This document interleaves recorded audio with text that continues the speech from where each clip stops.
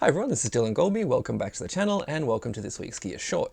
Today I'm going to be talking about Samyang's first autofocus offering for the Fujifilm X system, which is a remake of their much loved 12mm f2, but with a new formula, a new look, and autofocus. So in some regions you'll find Samyang lenses branded as Rokinon, but I'm over here in Korea, so where the lenses are made.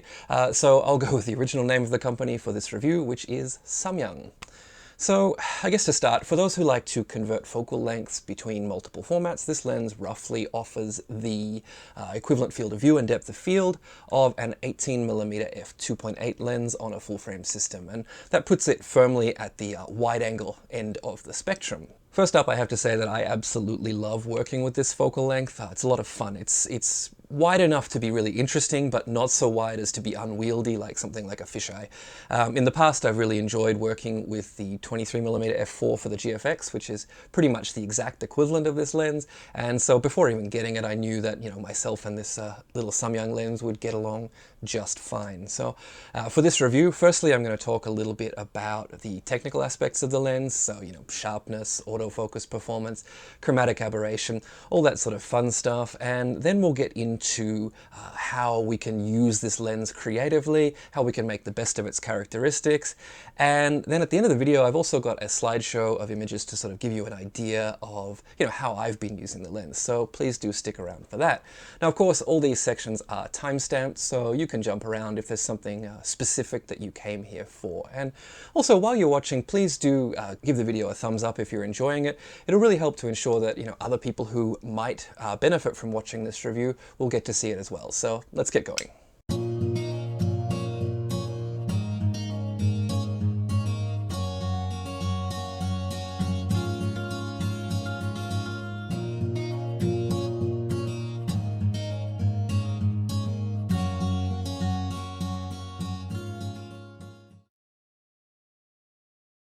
So holding the lens in hand, it seems to be made from some sort of plastics or composite materials, but it doesn't feel cheap. It just feels very, very different from Fujifilm's native lenses, which tend to sort of all be metal.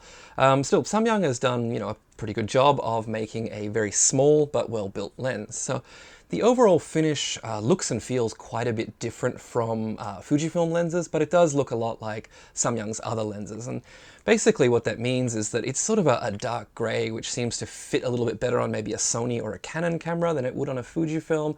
And this sort of mosaic on the focus ring feels a little bit out of place. Now, I understand that third-party manufacturers can't basically retool their entire production lines to fit each system that they're making lenses for, but it feels like maybe for their very first foray into creating a dedicated AF lens for Fujifilm, that they could have at least made it that sort of deep black that Fujifilm's lenses are, just to make it match a little bit more, or dare I say it, included an aperture ring. Now, I know some people are going to miss that aperture ring because it's not here on the AF version of this lens, but you do get used to not having it very quickly. And just like with a lot of other modern camera systems, or even some of Fujifilm's own lenses, you can just use the front dial on the camera to change the aperture. So it's not like you lose control of your aperture, you just sort of get it put in a different place and have to access it in a different way. So Samyang is using a linear stepping motor to provide what it calls fast and quiet AF performance. And while that certainly isn't a lie, I would like to dig a little deeper to give you a fair idea of what to expect from the autofocus performance of this lens. Now, I guess I'd compare the autofocus to the motors that Fujifilm used in the f2 prime lenses, which are Fujifilm's own stepping motors. It's not instant like some of the newer and faster linear motors, but it's not slow by any stretch of the imagination.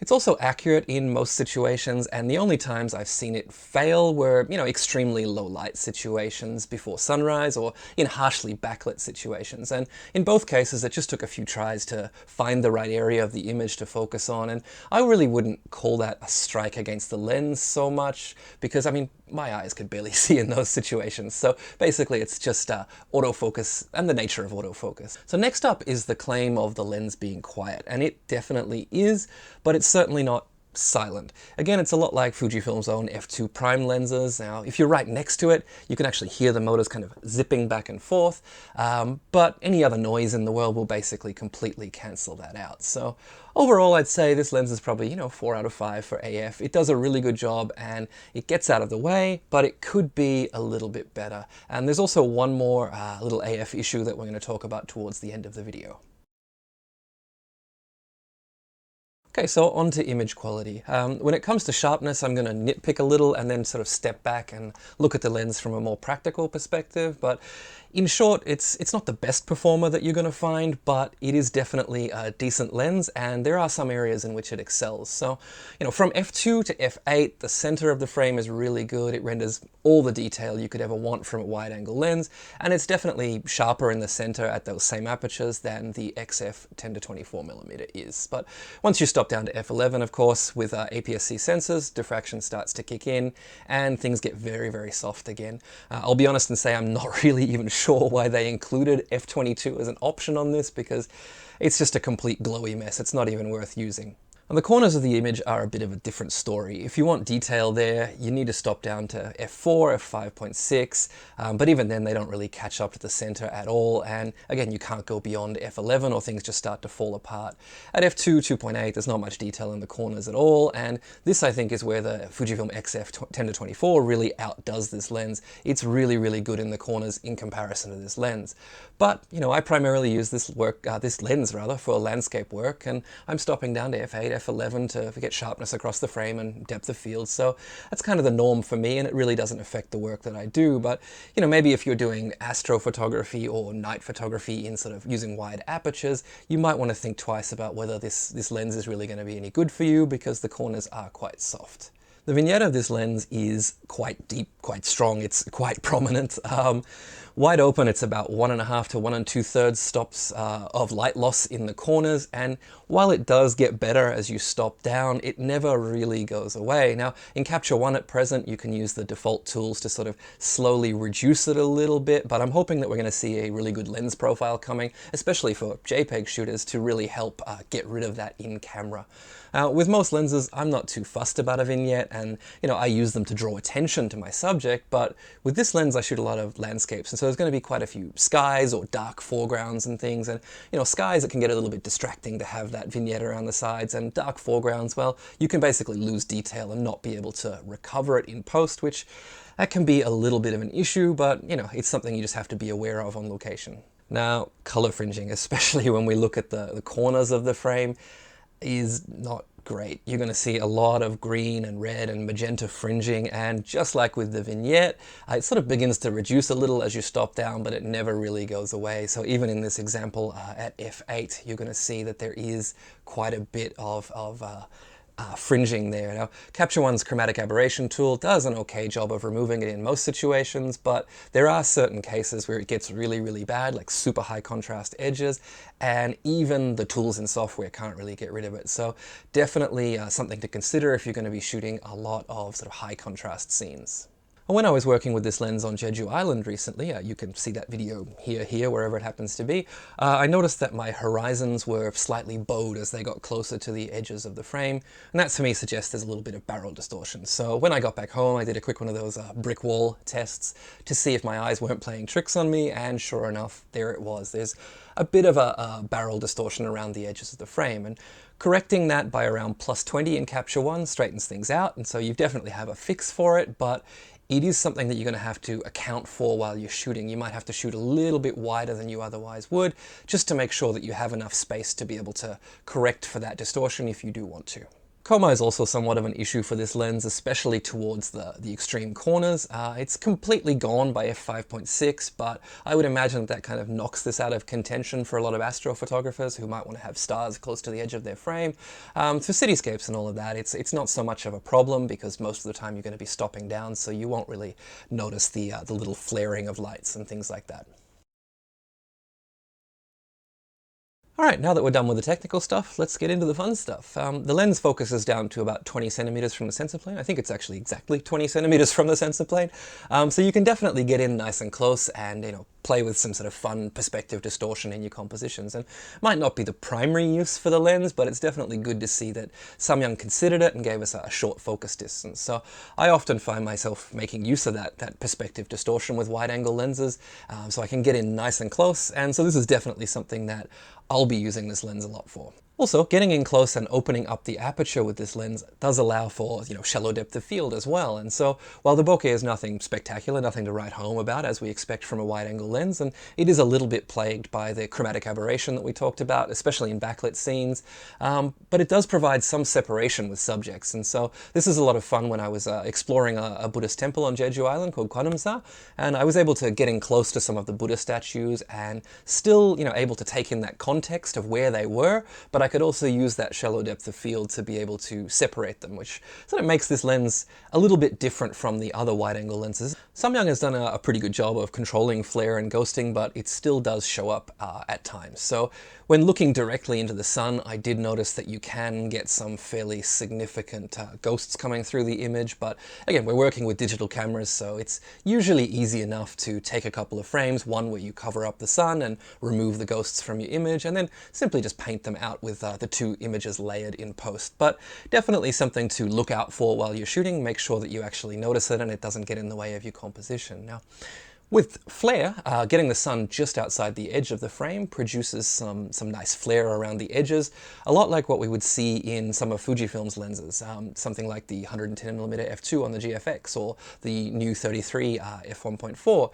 And so I'm really glad to see that that's present in the Samyang as well, and you can start to make use of it in certain situations. Okay, so we've covered some of the technical aspects of the lens as well as some of the creative ones. Now I want to chat a little bit about a few of the issues that I've noticed. Now, these are all minor and I feel like most of them could be improved in a firmware update, but all in all, they do make the lens feel a little bit like a hack job in the way that it interfaces with Fujifilm cameras. So the very first thing that I noticed was that the lens doesn't always preview exposures correctly. So the preview before and after half pressing the shutter can be a third or two-thirds of a stop different, which can make it really hard to judge your exposure without pressing the shutter halfway a few times. And it's a little annoying when you think you've got your exposure nailed, only to find out that you're two-thirds of a stop off and have to adjust it again after you've half pressed that shutter. The second was that the lens doesn't seem to save its focus distance all the time. Now, being a focus by wire lens, it needs to know where to send that focus motor after initializing the lens. Now, Fujifilm cameras initialize the lens when you switch the camera on, and also when you move from reviewing your images back into the shooting mode of the camera. And the Samyang lens will occasionally just forget where it was focused before and you just get a completely blurry image. So this is an issue if you're maybe, for example, shooting a panorama or a series of shots to merge in post and you need the focus to remain the same across those frames. Now, if you switch off the camera to conserve battery or you go into preview mode to quickly check your exposure or focus, there's a chance that when you return to shooting, the lens will have just forgotten where it focuses and you'll need to start all over again. So that's kind of annoying. The final issue that I've noticed was that the aperture stops seem to be a little bit inconsistent, I think. There's a slight variation in exposure between most of the stops, all the way from f2 out to f16, and I could probably attribute that to, I guess, the heavy vignette, but then when you go to that mucky mess that is f22, it's actually about two-thirds of a stop brighter than it should be, so you're not even getting the full benefit of f22 in being able to reduce the amount of light coming in. So I'm hoping that that's just sample variation and I have a bit of a dud aperture, but if I hear anything from Samsung, I'll update you guys here. But I mean, don't use f22. So overall, despite its quirks, I'm really enjoying working with the Samyang 12mm so far. While I already own the Fujifilm XF 10-24 f4, as with all zooms, I find that I don't really take it out of the house often enough. And so when I pack a bag, I'd much rather have a couple of primes that cover a focal range rather than a zoom. It's just the way that I like to work, and so this is sort of really fitting that workflow well. So I guess to summarize, it has really good performance in the center of the frame. The corners suffer a little bit. There's a bit too much chromatic aberration for my liking, but you can sort of mostly deal with that in post. It's pretty well built, it's weather sealed, it's small, it's light. There are a couple of issues, like I mentioned, specifically to how it works with the Fujifilm system, but I'm sure we'll see some improvements in firmware if that's something that Samyang is able to do. More than all of that, though, it's really fun to work with. It's a tiny little prime that just encourages you to look for wide-angle compositions. And so for me, that's money well spent in my books. So I hope you've enjoyed this review and that it's been helpful for you. As I mentioned earlier, I do have a slideshow of images coming up in a moment to show how I've been using this lens, what I've been using it for. And also I've got another on-location video coming up next week where I work with this lens again, down on Jeju Island, shooting some seascapes and some mountains and things like that. So please do subscribe so as not to miss that. Now, finally, if you are considering purchasing this lens, I would really appreciate it if you would consider using the link in the description below. It's a really good way to directly support this channel and what I do. But as always, thanks for watching, and I'll see you guys in the next video. Cheers!